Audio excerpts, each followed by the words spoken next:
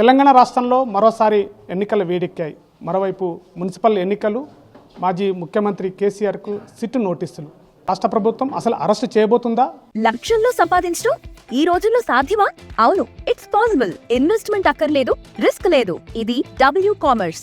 ఎలాంటి అనేటువంటి విషయాలు మనతో మాట్లాడడానికి మహబూబ్ నగర్ ఎంపీ DKR నగర్ ఉన్నారు. వారితో మరిన్ని విషయాలు మాట్లాడే ప్రయత్నం చేద్దాం.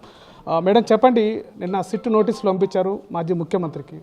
అసలు అరెస్టు చేయబోతున్నారా ఏంటి? ఈ సిట్ పేరుతోటి ఏమైనా జాప్యం, ఏమైనా వెసులుబాటు కల్పిస్తున్నారా కేసీఆర్కి? ఏం చెప్తారు దీని విషయం? ఇదంతా కూడా కాంగ్రెస్ పార్టీ ఆడుతున్నటువంటి ఎలక్షన్ స్టంట్ వ్యవహారం. ఎలక్షన్లు, మున్సిపల్ ఎలక్షన్లు వచ్చినాయని ఒక డ్రామా ఆడుతూ ఉంది ఈరోజు కాంగ్రెస్ ప్రభుత్వం. ఇదివరకు ఉన్నటువంటి వాటి మీద ఇప్పటిదాకా ఏమీ లేవు కేసులు అయిన అన్ని రకాలుగా అవినీతి ఆరోపణల మీద, అనేక రకమైనటువంటి అపవాదుల మీద ఇంతవరకు ఈ రాష్ట్ర ప్రభుత్వం ఒక్క చర్య తీసుకున్నది లేదు. కేవలం ఎన్నికలు వచ్చినప్పుడు, ఏదైనా వచ్చినప్పుడు దాని మీద మాట్లాడడం, తర్వాత కాగితాలు మూతేయడం. ఇదంతా కూడా రెండు పార్టీల యొక్క అండర్స్టాండింగ్తో నడుస్తున్నటువంటి వ్యవహారం. కాళేశ్వరం మీద ఇంతవరకు ఏం లేదు. గొర్రెల మీద పెద్ద స్కామ్ జరిగింది, గొర్రెల స్కామ్ మన దగ్గర. దాని మీద ఇంతవరకు ఎలాంటి యాక్షన్ లేదు. అనేక అవినీతి కార్యకలాపాలు బయటకు వచ్చిన భూముల మీద అనేకం జరిగినాయి. వాటన్నిటిపై ఇప్పటిదాకా ఎలాంటి చర్యలు లేవు, ఎంక్వైరీలు లేవు. ఎంక్వైరీలు అయిన వాటి మీద చర్యలు లేవు. ఇది కేవలం ఎలక్షన్లు వచ్చినాయని ఇరు పార్టీలు అండర్స్టాండింగ్తో ఒక నాటకం ఆడుతున్నాయి తప్ప దీంట్లో ఎలాంటి నిజాయితీ కానీ కాంగ్రెస్ ప్రభుత్వానికి లేదు.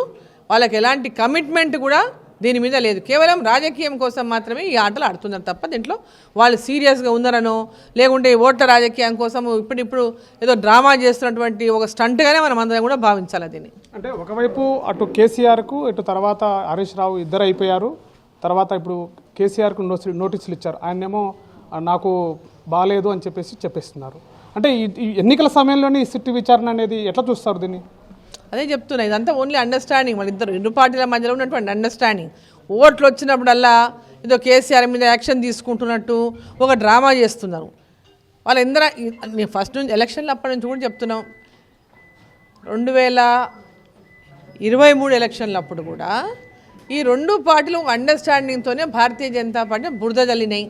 లోపల ఒకటి ప్రజల లోపల ఒక అపోహను సృష్టించి లబ్ధి పొందని ఇంకా ప్రయత్నం చేసిండ్రు. వాళ్ళిద్దరు కూడా ఫస్ట్ నుంచి కూడా ఎప్పటికీ కూడా అండర్స్టాండింగ్ నడుస్తున్నటువంటి పార్టీలే. ఇది కేవలం ప్రజలకు ఒకవైపు డైవర్ట్ చేయడానికి, ప్రజలను మోసం చేయడానికి చేస్తున్నటువంటి నాటకంలో భాగమే తప్ప రాష్ట్ర ప్రభుత్వం, కాంగ్రెస్ ప్రభుత్వం ఇంతవరకు వాళ్ళు మాటలే తప్ప చేతలైతే అక్కడ కనపడలేదు. ఒకవేళ ట్యాంపరింగ్ విషయంలో, ఫోన్ ట్యాంపరింగ్లో కేసీఆర్ హస్తం, పెద్ద హస్తం ఉంది అని తేలితే ఇట్లా రేవంత్ రెడ్డి గవర్నమెంట్ కేసీఆర్ని అరెస్ట్ చేసేటువంటి అవకాశాలు ఉన్నాయా? అసలు బీజేపీ దీనికి ఎట్లా చూస్తుంది?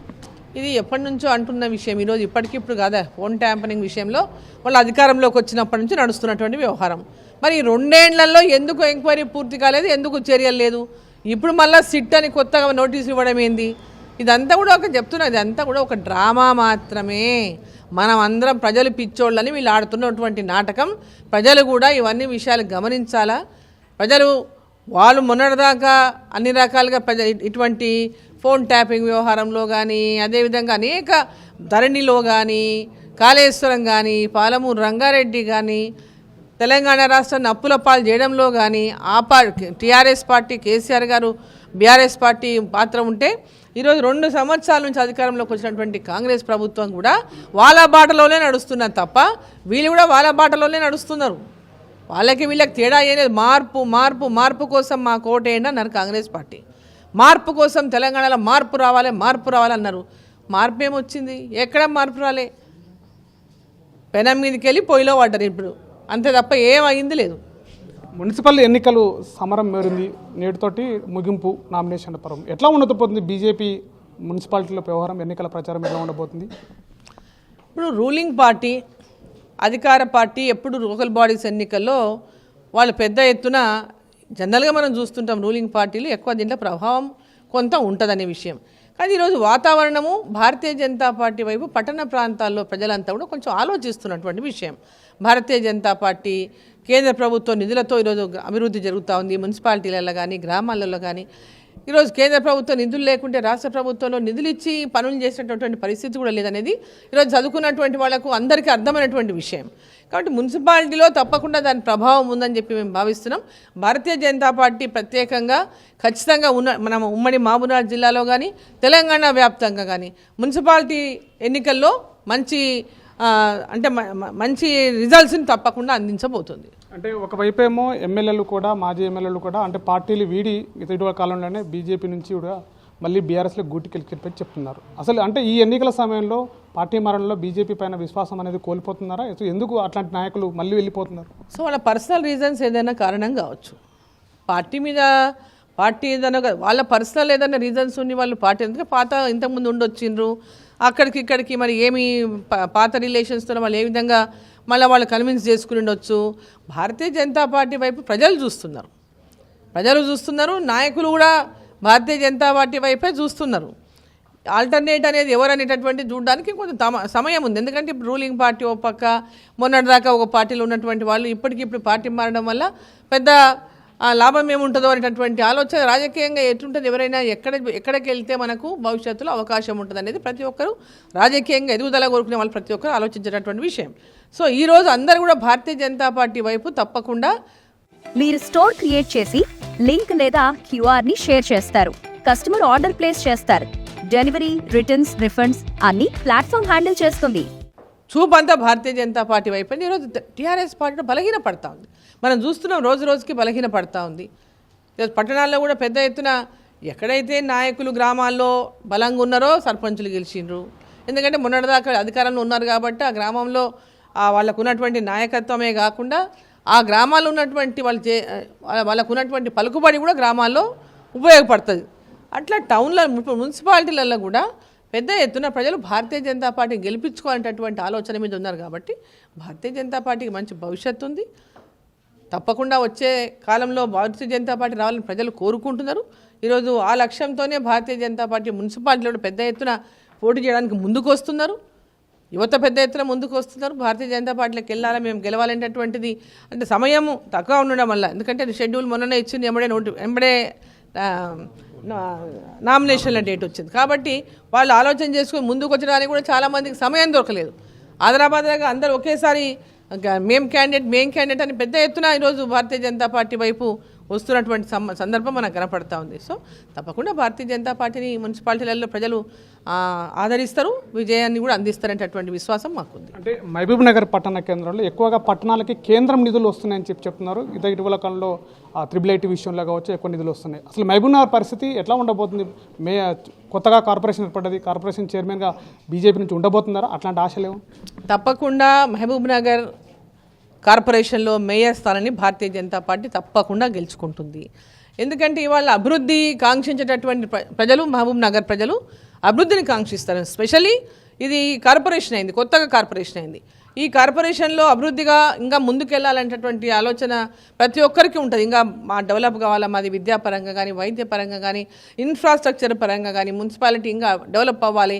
సో నరేంద్ర మోదీ గారి ప్రభుత్వంలోనే పెద్ద ఎత్తున మున్సిపాలిటీలకు నిధులు వచ్చినాయి. ముఖ్యంగా మహబూబ్ నగర్ పట్టణానికి కూడా పెద్ద ఎత్తున నిధులు వచ్చినాయి మనకు. సో ఈరోజు మొన్న వచ్చినటువంటి 800 కోట్లే కావచ్చు, యూనివర్సిటీకి నిధులే కావచ్చు, అదేవిధంగా కాలేజీలు కట్టడానికి నూతన నవోదయ స్కూలే కావచ్చు, IIT కావచ్చు, ఇంజనీరింగ్ కాలేజ్ కావచ్చు, లా కాలేజ్, ఇవన్నీ కట్టడానికి కూడా నిధులు పెద్ద ఎత్తున కేంద్ర ప్రభుత్వం ద్వారానే మనం సమకూర్చుకుంటున్నాం. నవోదయ పాఠశాల ఇక్కడ మనం శాంక్షన్ చేయించుకున్నాం.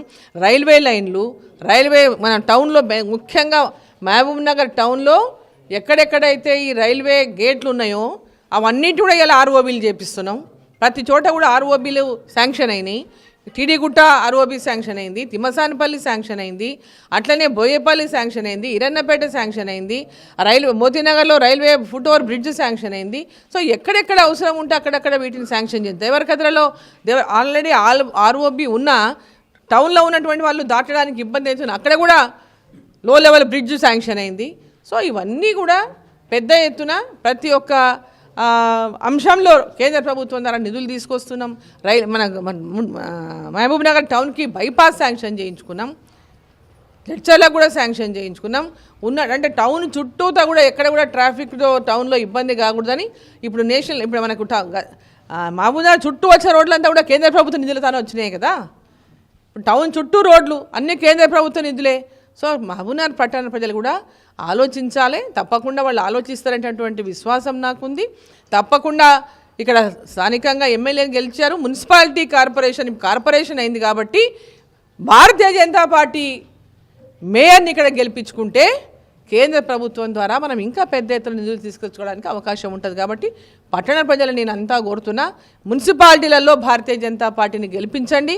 మహబూబ్నగర్ పట్టణంలో ఈ కార్పొరేషన్లో భారతీయ జనతా పార్టీ మేయర్ని గెలిపించండి. ఖచ్చితంగా నరేంద్ర మోదీ గారు పాలమూరు జిల్లా గురించి ఇన్ని స్థానాలు, మరి మున్సిపాలిటీలు ఇన్ని స్థానాలు మేయర్ ఇచ్చారు, నారాయణపేట ఇచ్చారు, మక్తల్ ఇచ్చారు, ఇటు భూత్పూర్ ఇచ్చారు, దేవరకద్ర ఇచ్చారు, అమర్చింత్ ఆత్మకూరు ఇచ్చారు, అటు వనపర్తి ఇచ్చారు, ఇటు జగద్వాల ఇచ్చారు, షాద్నగర్ ఇచ్చారు. ఇవన్నీ కూడా మనం గెలిపించుకుంటే పెద్ద ఎత్తున మహబూబ్నగర్కి నిధులు రావడానికి మనకు అవకాశం ఉంటుంది. వారి నోటి ద్వారా ఈ యొక్క ప్రాంతంలో భారతీయ జనతా పార్టీకి ప్రజలు ఇచ్చిన ఆదరణను చూసి తప్పకుండా మన గురించి మాట్లాడేటటువంటి అవకాశం కలుగుతుంది. కాబట్టి మహబూబ్నగర్ ఉమ్మడి జిల్లాలో ఉన్నటువంటి ప్రతి ఒక్కరు కూడా ఈ మున్సిపాలిటీలో భారతీయ జనతా పార్టీని ఆదరించండి, గెలిపించండి అని చెప్పి నేను వారిని అంతా కోరుతున్నాను. కేవలము కాలయాపన మాత్రమే, ఇది గతంలో కూడా ఇలాంటి పనులే చేసింది. ఇప్పుడున్నటువంటి ప్రభుత్వం కూడా అలాంటి కేసీఆర్కి నోటీసులు ఇవ్వడం, సిట్టి పేరుతోటి సమయం వృధా చేయడం అనేది జరుగుతుంది. మరోవైపు మున్సిపల్ ఎన్నికల్లో కూడా కేంద్ర ప్రభుత్వం నుంచి కూడా నిధులు తీసుకొచ్చినటువంటిది, ఎక్కువ శాతము నిధులు కేంద్ర ప్రభుత్వం నుంచి వస్తున్నాయి. మున్సిపాలిటీలు పట్టణాలు డెవలప్ కావాలంటే బీజేపీని గెలిపించినట్టయితే మున్సిపాలిటీలలో ఎక్కువగా నిధులు తెచ్చి అభివృద్ధి వైపుగా తీసుకొచ్చేటువంటి ప్రయత్నం జరుగుతుందని చెప్పేసి కూడా స్థానిక ప్రజలను కోరుతున్నటువంటి పరిస్థితి. కెమెరా పర్సన్ నర్సింగ్తో శివాజీ, RTV, మహబూబ్నగర్ జిల్లా. హోమ్ మేకర్ అయినా, కంటెంట్ క్రియేటర్ అయినా, కిరాణా షాప్ ఓనర్ అయినా అందరికీ సమాన అవకాశం. భారతదేశం మొత్తం మీద దాదాపు 25,000 మందికి పైగా WCommerce తో స్టోర్స్ నడుపుతున్నారు. Visit www.wcommerce.store